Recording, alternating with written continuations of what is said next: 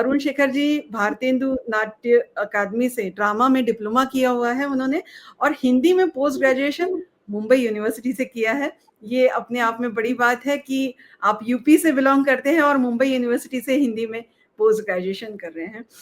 Films आपने की है सब कुछ है कुछ भी नहीं, वीर सावरकर, कुछ खट्टा कुछ मीठा, अता पता लापता, लक्ष्मी और शमिता। सीरियल्स में आपने महाभारत, मैं तेरी परछाई हूँ, एक प्रेम कथा, मानो या ना मानो, ये तो बहुत फेवरेट था मेरा, गृहदा, सीआईडी भी हमारे यहाँ लगभग सभी लोगों ने देखा है और हर जनरेशन में देखा है। लापतागंज भी बड़ा फेमस हुआ था और सभी लोगों को बड़ा पसंद था। महिमा शनिदेव की, शपथ और द्वारकाधीश श्री कृष्ण।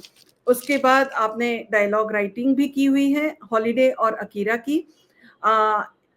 गोवा एफएफआई के आप कमेटी के मेंबर भी हैं, सीबीएफसी के कमेटी मेंबर हैं। डॉक्यूमेंट्री फिल्म आपने बनाई है ठाकर ट्राइबल्स फोक आर्ट्स पर, और आपकी बुक्स हैं मेरा और ना छोड़ और आ से आम पर चर्चा। ये तो मैंने पढ़ी हुई है आपकी बुक, कई सारे इंटरव्यूज किए हैं और आरजे का भी आपके ऊपर दारोमदार रहा है, करते हैं। आवाज बड़ी खूबसूरत है अरुण शेखर जी की, हम लोग सुनते हैं तो लगता है कि हाँ ये सुनते रहें, बंद ना हो। तो मैं आपके पास आऊंगी और आपसे पहला प्रश्न मेरा है कि कंटेंट पर ही रहेगा, क्योंकि आपने लिखा भी है, तो फिल्म और सीरियल के कंटेंट पर जो आज चल रहे हैं उसके ऊपर आप क्या कहना चाहेंगे? सीरियल और फिल्म के जो कंटेंट है या किसी भी मीडिया से रिलेटेड कोई भी कंटेंट है, वो अभी हमने अमरनाथ जी ने जो चर्चा चलाई, फिर नीरज जी ने उस चीज को आगे बढ़ाया कि कंटेंट इज द किंग। वो ठीक बात है, और जब तक उसमें नयापन नहीं होता है, वो नहीं चलता है और उसे अलविदा ही कह दिया जाएगा। कोई चीज कभी कभी फ्लूक में भी चल जाती है, वो एक चीज समय होता है किसी चीज का, तो वो चल जाती है और समझ में सम टाइम नहीं भी आता है, ऐसा भी होता है कई बार। जैसे एक फिल्म आंखें हमने देखी गोविंदा वाली, तो मैं सिर्फ इसलिए देखने गया कि उसमें ऐसा क्या है जो लोग देख रहे हैं, तो उसमें यही है कि समझ में नहीं आता कि क्या है, तो ये देखने लोग जाते हैं कि इसमें है क्या। तो मैं भी ढूंढता रहा कि इसमें क्या है, लेकिन कुछ नहीं था, लेकिन वो समझने में ही लोग पहुंच गए। तो कई बार ऐसा फ्लूक में चीजें होती हैं। वो चाहे साहित्य की बात हो या फिर सिनेमा की बात हो या सीरियल की बात हो, निश्चित रूप से उसमें जब तक कुछ कंटेंट, कुछ ऐसी बात नहीं होगी जो आपको कनेक्ट करे, या फिर उसके नेक्स्ट लेवल जो बात होती है, एक प्रेजेंटेशन की बात होती है। कई बार वही एक ही कंटेंट रिपीट किया जा रहा है, लेकिन उसका जो प्रेजेंटेशन है, जैसे महाभारत 10 बार बन चुकी है, रामायण 10 बार बन चुकी है, फिर भी बन रही है, तो कंटेंट जबरदस्त है, लेकिन नए समय के साथ उसको नई तरह से परोसा जाता है। एक वाल्मीकि की रामायण को समय और आवश्यकता और समाज की जरूरत के मुताबिक तुलसीदास जी ने उसको दोबारा परोसा। उस समय की जरूरत थी, उस कहानी में अपने हिसाब से वो नयापन लाए, रिक्वायरमेंट जिस समय की वो समाज की आवश्यकता थी, कि कोई आइडल नहीं था, उन्होंने उसमें सब कुछ आइडल खड़ा किया, हर रिश्ते का आइडल खड़ा किया, कि दोस्ती हो तो ऐसी हो, पिता हो तो ऐसा हो, माँ हो ऐसी हो, भाई हो तो ऐसा हो, दोस्त हो तो ऐसा हो, दास हो तो ऐसा हो, हर चीज का आइडल खड़ा किया। जबकि वाल्मीकि के रामायण में ऐसा नहीं है कि हर चीज का आइडल खड़ा करे, उन्होंने सीधी कहानी बताई। तो वही कंटेंट, वही महाभारत होती है, लेकिन हर समय जब बनाई जाती है तो उस समय की बहुत सारी बातें एक ऐसे छुपे तौर पे आती हैं, कई बार वो कनेक्ट भी आपको करती हैं, आपको पता नहीं चलेगा, लेकिन आधुनिक चीजें उसमें डाल दी जाती हैं। ये क्रिएटर की बड़प्पन है और उसकी जो पकड़ है कि वो समाज को कितने अच्छे तरीके से देख रहा है और एक बड़ी कहानी में वो आज की बात कैसे लेकर के आता है। अब मैंने जो डॉक्यूमेंट्री एक बनाई, ये ठाकर लोक कलाएं। अब एक चीज को मैंने इसमें ध्यान में रखा कि कला में नैरेटिव या जो समाज की बात है वो कैसे आए। तो एक बात थी कि जितने हमारे आदिवासी या ट्राइबल्स हैं, उनके बारे में ये एक चर्चा थी कि वो जब उनको हिंदू में वापसी होती है, तो क्रिश्चियंस क्या कहते हैं कि भाई उनके पास तो कोई धर्म ही नहीं था, हमने पहली बार धर्म किया, आप अगर हिंदू बना रहे हैं तो आप उसमें जो है ना कन्वर्जन कर रहे हैं। ये उनका नैरेटिव। इसलिए मैंने डॉक्यूमेंट्री बनाते समय ये ख्याल रखा और बड़े सेटल तरीके से मैंने उनको शूट करते समय उनको कुछ नहीं कहा। उनके यहाँ रात दिन रहा, उनके साथ मैंने जीवन जिया और उनकी क्या पूजा पद्धति कैसे है, क्या करते हैं, सुबह उठते हैं तो कहाँ तुलसी पूजा करते हैं, कौन कौन सी मूर्तियां हैं, नहाते हैं, वो मैंने ऐसे सिंपली शूट कर लिया उसमें हमें।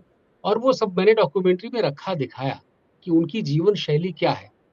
तो बताने की जरूरत नहीं पड़ी कि नहीं ये क्या थे, ये क्या है, इनका सिस्टम क्या है लाइफ का।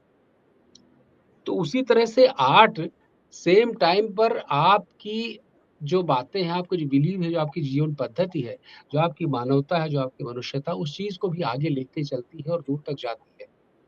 तो इसलिए वो कंटेंट के साथ साथ ये भी बहुत इम्पोर्टेंट है, मुझे लगता है जाना चाहिए। और हम लोगों की जिम्मेदारी, मैं तो कहीं भी जाता हूँ तो ये कहता हूँ कि जो हम लोग हैं वो जमीन से 6 इंच ऊपर वाले हैं। अब इसका तात्पर्य ये नहीं कि आप उड़ रहे हैं, इसका मतलब ये है कि जो सामान्य जन हैं उन टॉर्च बियरर का काम आप कर रहे हैं, आप सब कुछ आगे लेके चल रहे हैं, आप पर लोग बिलीव कर रहे हैं, आपको लोग फॉलो कर रहे हैं।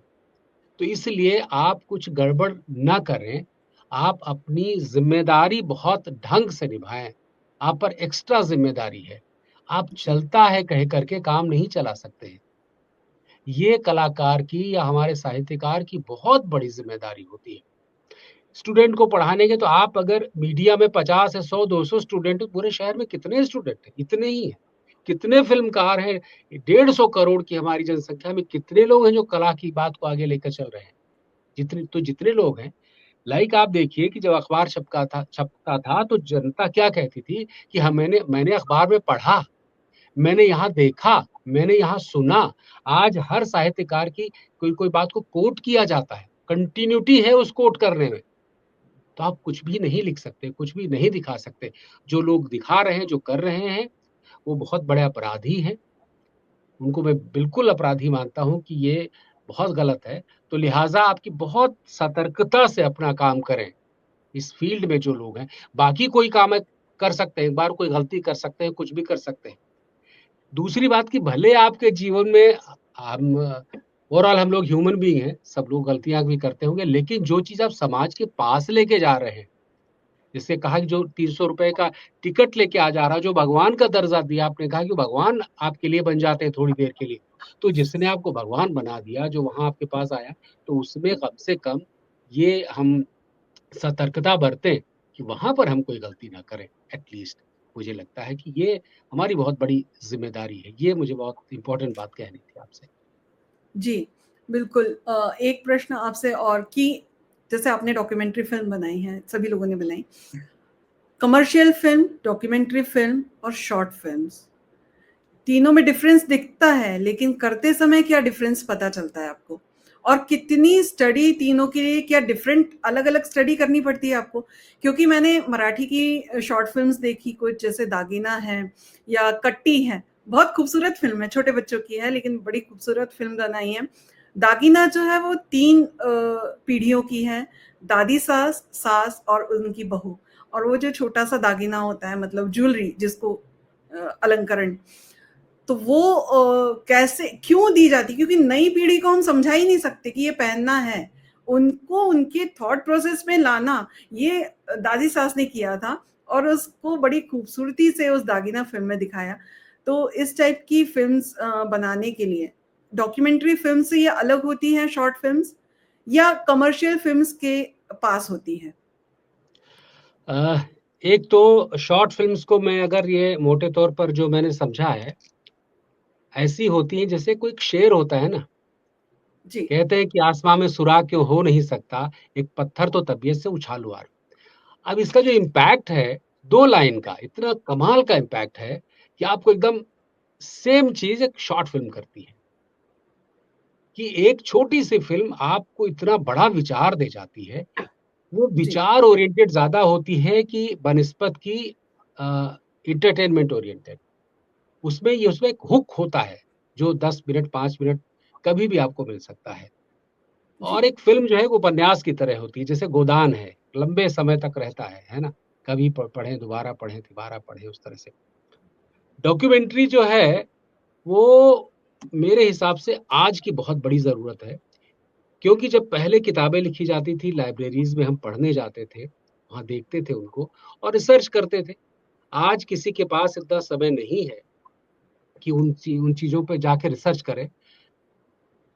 दूसरी बात ये है कि हमारा जो सिस्टम रहा है, जैसे कि हमारे यहाँ कहानी कहने की परंपरा, श्रुत परंपरा बहुत ज़्यादा थी। उन्होंने उसको सुनाई, उन्होंने उसको सुनाई, उसको हमने उसका कोई डॉक्यूमेंटेशन नहीं किया।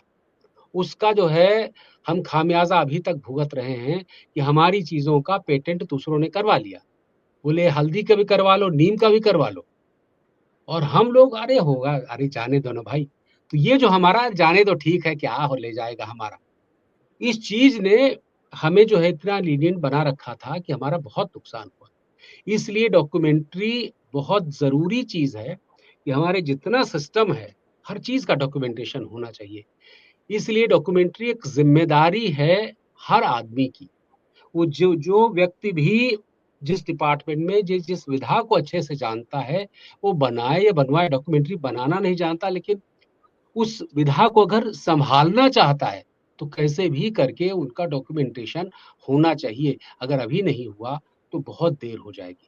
मेरा विचार इसलिए मैं डॉक्यूमेंट्री में बहुत ज़्यादा आया हूँ और इसलिए मैं उसके पीछे लगा रहता हूँ। जिन कलाओं की बात मैं कह रहा हूँ, इतनी पुरानी कलाएँ और आज खत्म होने के कगार पर हैं और इतना कुछ बन चुका है, लेकिन उन कलाओं पर आज तक सिनेमा नहीं बना है। ठाकर की करीब 12 कलाएँ हैं, लोक कलाएँ, वो करीब-करीब मृतप्राय हैं। लेकिन कहीं भी उनका डॉक्यूमेंटेशन नहीं है। तो मैंने इसलिए किया। सिनेमा आप करने जाते हैं तो सबसे पहले सोचना पड़ता पैसा कहाँ से आए, उसके बाद आप बनाएंगे उसमें। जैसे आपने कहा वाणिज्य बहुत पूरी तरह से इस्तेमाल। डॉक्यूमेंट्री में कम से कम उस तरह का है कि इतना आपकी अगर शिद्दत से आप बनाते हैं, इच्छा है, तो कहीं से जोड़ जुगाड़ करके बना लेते हैं, अपनी जिम्मेदारी निभा देते हैं। तो आपका इतना नहीं कि घर बिक जाए, ये चीजें हो जाए, ऐसा सिचुएशन नहीं आती। वो कहीं जी, चली, नहीं चली, कोई बात नहीं है। लेकिन आप जी, ज़िम्मेदारी निभाते हैं, फिर कोई संगठन आगे आ जाता है चीज़ों को काम करने के लिए, तो बहुत अच्छी बात है। इसलिए डॉक्यूमेंट्री एक अलग तरह की सामाजिक ज़िम्मेदारी है और हम जी, सबकी ज़िम्मेदारी है। उसके क्या वैल्यू कमर्शियल होती है, नहीं होती है, वो डिफरेंट थिंग है। ये मेरा ऐसा सोचना है। बाकी लोग, बहुत लोग कह सकते हैं कि नहीं भाई, नहीं पैसा हम कैसे बनाएँ? उसके बगैर भी बना सकते हैं आज। मैंने 2 फ़िल्में बनाई हैं, दूसरी फ़िल्म भी एडिट पर है। दूसरी फ़िल्म ये ऐसी है कि एक ऐसा व्यक्ति सिनेमा में है, सिनेमा का जब हम शब्द नाम लेते हैं, तो तुरंत ही हमारे ख़्याल में आता है कि ग्लैमर, पैसा, जैसे कि अभी हमारा ज़िक्र हो चुका है। आज तक प्रोड्यूसर से पैसे नहीं माँगे। प्रोड्यूसर पैसा देने जाएगा तो कहता है आपके पास पैसे हैं ना? घटिया सी कहानी को अच्छा बना देता है। जिस आदमी ने एक धोती, एक कुर्ता, एक झोले में पूरा सिनेमा के 30 फ़िल्में 13 बार लगातार अवार्ड लेता है, स्टेट अवार्ड, 3 बार नेशनल अवार्ड मिलता है, पूजा जाता है। लेकिन कभी वो जो नॉर्म्स है सिनेमा के, इंडस्ट्री के, कि पार्टी करोगे आप, कंप्रोमाइज़ करोगे आप, जैसे कहा ना कहानी के साथ, चीज़ों के साथ कंप्रोमाइज़ करोगे, बहुत बृहद शब्द है कंप्रोमाइज़। ये सब चीज़ें करोगे तभी आप सिनेमा में टिकोगे, नहीं तो आप टिक नहीं सकते हो। इसलिए मैंने उस व्यक्ति को पकड़ा कि उसके ऊपर सिनेमा बनाया जाए, क्योंकि उस वो एक आज उदाहरण बन चुके हैं। एग्जाम्पल है कि नहीं, इन नॉर्म्स के बगैर भी सिनेमा हम बना सकते हैं, अगर आप अपने पर उतरे। आपके पास एक्स्ट्रा ऐसी इच्छाएं, ऐसा कुछ लैविश आपने जिंदगी नहीं पालनी है, अगर आपको सिनेमा बनाना है, समाज को कुछ देना है, तो आप कर सकते हैं। तो इसलिए उन पर मैं डॉक्यूमेंट्री बना रहा हूँ कि उनको सिर्फ दोपहर में 20 मिनट की नींद, ये उनकी सबसे जरूरी चीज है जिंदगी की। दोपहर में 20 मिनट की नींद, ये पूरे जिन जिन लोगों से मैंने बात की, एक ही चीज उनकी फिक्स है, 20 मिनट की नींद दोपहर की, और कुछ फिक्स नहीं उनका। वो रात भर जगवा लो, कुछ कर लो, लेकिन दोपहर में 20 मिनट की नींद, ये रिक्वायरमेंट है उनकी। 93 ईयर्स के अभी भी हैं और अभी भी क्या कहते हैं, मुझसे कुछ काम करवाओ, मुझसे कुछ काम बताओ मुझको। स्वास्थ्य इतने बढ़िया, मतलब एकदम साधु संत व्यक्ति भी सिनेमा में काम कर सकता है। तो उन बिल्कुल। पर मैं काम करके आगे लाना चाहता हूँ, यही उदाहरण बताऊं कि नहीं भाई, ये जो चीजें नॉर्म्स बने हैं, ऐसा नहीं किसी से काम होता, आपको करना है तो ऐसा भी हो सकता है। ऐसा तो भी ये हो इस सकता है। तरह की चीज़ें। सच हाँ, बात है, मैं इधर ही आने वाली थी। जैसे मराठी की फ़िल्म अभी आई नई सुधीर फडके, शायद आप लोगों ने देखी हो। मुझे बहुत पसंद आई। दूसरी एक भाई फ़िल्म आई थी 2-3 साल पहले, पु. ल. देशपांडे पे, जो एक साहित्यकार। ऐसी फ़िल्म्स हिंदी में आ सकती हैं और लोग उसे देख सकते हैं, क्योंकि ये दोनों ही फ़िल्म्स आखिर में जाके नेटफ्लिक्स पर आई। नेटफ्लिक्स पर सभी जानते हैं कि महँगी पड़ती है वहाँ पर देखना, और कमाई भी हुई है इन फ़िल्म्स की। एक चरित्र है, दूसरा भी चरित्र ही है, लेकिन दोनों अलग-अलग फ़ील्ड के लोग हैं। तो इस टाइप की हिंदी हिंदी सिनेमा में इस तरह के प्रयोग होते हैं, या क्योंकि हम देखते हैं कि अक्सर की राजनीतिक लोगों पर तो फ़िल्में आ रही हैं, हिंदी में भी आ रही हैं। अटल बिहारी वाजपेयी, मनमोहन सिंह और भी कई सारी। उसके ऊपर आने के पहले ही राजनीति शुरू हो जाती है। लेकिन कभी किसी साहित्यकार पे मूवीज़ नहीं देखी मैंने, हिंदी साहित्यकारों पे या हिंदी के किसी संगीतकारों पे मूवीज़ नहीं देखी मैंने। तो क्या ये प्रयोग हिंदी सिनेमा में होना नहीं चाहिए? क्या आप अपने दर्शकों को अपने अकॉर्डिंग बदल नहीं सकते उनका नज़रिया? ये वही मैंने कहा कि आपको उस शिद्दत से वो ज़िम्मेदारी लेनी पड़ेगी। आप लेते हैं तो बदल सकते हैं, कुछ भी ऐसा नहीं है। जैसे मैंने बताया कि कोई कहे कि नहीं-नहीं ऐसा नहीं हो सकता। आप करो ना, क्या हो सकता है नहीं, जब तक आप करेंगे नहीं पता कैसे चलेगा क्या हो सकता है। उसी में से बीच से कुछ रास्ता निकलता है। मैं इसको बिलीव करता इस पर चलता हूँ। सब लोग डिनाई कर सकते हैं इस चीज़ को। मैं उसमें कोई नहीं चाहता हूँ कि नहीं कैसे होगा, ना हो। हम तो ऐसा ही करते हैं, हम कर लेंगे। हम जो भी काम करने चलते हैं, अब तो कर लेंगे भाई हम कर रहे हैं, है ना? बाकी जो लोग कहें कि नहीं, नहीं ऐसा नहीं होता, नहीं हो सकता, ना हो सके। जैसे मैंने बताया मैं ये कर रहा हूँ, अब कोई कहे कि कौन कर रहा? कोई नहीं कर रहा। मेरे पास जब जितनी शक्ति होती है, जितनी ताकत हम करते हैं। ऐसा दूसरी बात जो आपने कही, अब हमारा भाषा मातृभाषा का जो विषय भी है, पहली बात तो हिंदी की अ, दर्द, दुःख या त्रासदी ये है कि हिंदी में किसी तरह का कल्चर नहीं है किसी चीज़ का, ये मानिए आप पहले। मराठी में कला का बहुत गहरा कल्चर है, नाटक का हो, साहित्य का हो, सब चीज़ का हो। हिंदी वाले नाराज़ भी हो जाएँ, बुरा भी लगे, लेकिन मैं जानता हूँ, हिंदी में किसी तरह का यूपी से मैं आता हूँ, बिहार भी हो, राजस्थान, कहीं भी एकदम गहरा साहित्य का हो, नाटक का हो, किसी चीज़ का कोई गहरा कल्चर नहीं। इसलिए उसमें ये चीज़ें नहीं आती हैं। आज मराठी में मैं यहाँ इतने दिनों से देखता हूँ, सुबह 9 बजे का शो होता है, 6 बजे का शो होता है नाटक का। बाहर वाले लोग कहें, "क्या पागल हो? नाटक पैसे लेके देखने जाते हैं।" तो वो कल्चर है। नहा-धो के लोग दिवाली एकदम पाठ में तैयार होके साढ़े 4 बजे सुनने जाते हैं लोग, दिवाली पाठ के जाते हैं। कार्यक्रम। मॉर्निंग के हाँ, साढ़े तो 4 क्योंकि बजे सुनने जाते हैं। तो इसलिए चूँकि वहाँ कल्चर है, तो वो वही थिएटर का वो कल्चर कंटिन्यू हुआ सिनेमा में, वही जी। कंटिन्यू है साहित्य में। इसलिए यहाँ बहुत ज़्यादा इस तरह की चीज़ें संभव हो पाती हैं। साउथ में भी हो, सेम सुबह 6 बजे का शो लगता है सिनेमा में, वहाँ चलता है ना? लोग इसी लेकिन क्या तरह उनको आपको भगवान ऐसा की नहीं तरह लगता कि जो हीरो-हीरोइन्स वाला जो एक कल्चर है वो तोड़ना पड़ेगा? हाँ, वो तोड़ना चाहिए बिल्कुल। मैं तो कहता हूँ कि ये प्रोड्यूसर या लोग डिसाइड करें कि भाई उनका भी कैपिंग हो, मैं तो कहता हूँ कि भैया इतने से ज़्यादा पैसा हम नहीं देने वाले। पागलों की तरह 150 करोड़ की फ़िल्म बोली 100 करोड़ तुम ले जाओ, 50 में 30-40 बाँट देंगे, बाकी 10-20 में पिक्चर बनाओ, बाकी लोगों के लिए कह दो आपके पैसा ही नहीं बचा। राइटर है हमारे साथ, तो राइटर कहेंगे कि नहीं पैसा ही नहीं बचा, सब तो अक्षय कुमार ले गए, है ना? तो ये हो जाता है, हम सबके साथ भी यही हुआ होता रहता है कि सारे पैसे निकल गए। 200 करोड़ की फ़िल्म है बन रही, राइटर के लिए पैसे नहीं, मतलब नए राइटर, पुराने होंगे वो तो ले ही जाएँगे ज़्यादा। तो ये है, ये त्रासदी है, वो कुछ भी करे राइटर्स ना के करे। साथ हमेशा ही नाइंसाफ़ी होती है, क्योंकि जबकि उसी पर हिंदी हिंदी नींव राइटर्स वही है, उसी पर कि बिल्कुल जब कंटेंट हिंदी वही के जो क्रिएट कर रहा थिएटर्स है। होते हैं, नाटक होते हैं, तो वहाँ से राइटर का नाम कट रहता है। जबकि मैं इधर देखती हूँ पुणे में, तो सबसे ऊपर राइटर का नाम लिखा रहता है जब मराठी थिएटर में जाती हूँ। लेकिन हिंदी थिएटर में उल्टा होता है कि राइटर के अलावा सबके नाम होते हैं।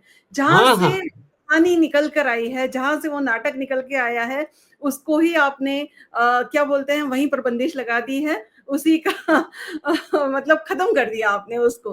तो वो मुझे खलती है ये बात कि होना चाहिए कि सबसे ऊपर आप राइटर को मान दें। बहुत बंद हाँ, करना नहीं पड़ता मैंने कहीं से कहीं। मैंने कुछ नहीं भारतीय सिनेमा के ऊपर कि उसकी क्या कमी है और उसको किस ढंग से आप पूरा करें, कमी को हटाएँगे। भारतीय सिनेमा जब तक अपने कल्चर से, अपनी मिट्टी से जितना तक जुड़ेगा उतना ज्यादा ऊपर जाएगा, और जितना इससे दूर जाएगा उतना नीचे धरातल हो जाएगा। बहुत सिंपल सा फार्मूला है। इसीलिए जब आप कांतारा की बात करें, कोई ऐसी सिनेमा आता है एकदम से जुड़ा हुआ लगता है लोगों को अपना, अरे यार क्या कमाल लग रहा, ओ हो मजा आ गया, तो मतलब ये बात आ जाती है। अब जैसे जैसे उड़ते, हाँ कोई चीज चल जाती है, जैसे मैंने कहा फ्रूट पे है, उसकी डिजाइनिंग है, उसकी मार्केटिंग, ओवरऑल बड़ी पैकेजिंग, बहुत तमाम चीजें होती है जो हमारे सेंसेस को पकड़ के रखती है, उनको कैप्चर कर लेती है, तो कुछ चीज चल जाती है। लेकिन जी, लंबे समय तक आज भी नदिया के पार हमारे उसमें बहती रहती है ना। तो हमारे जो रस है, हमारे जो कल्चर है, उसके जितने करीब रहेगा सिनेमा, कोई भी कला, वो दूर तक जाएगी। और जो लोकल से ग्लोबल, जो आप भाषा की बात कर रहे हैं, हमारी मातृभाषा, वो भी है, जितनी जुड़ी रहेगी उतना दूर तक जाने वाली है। और जहां उससे ऊपर हटती जाएगी और उसमें कृत्रिमता आती जाएगी, वो खत्म होती जाएगी। कितना सिंपल सा मुझे लगता है। जी, जी।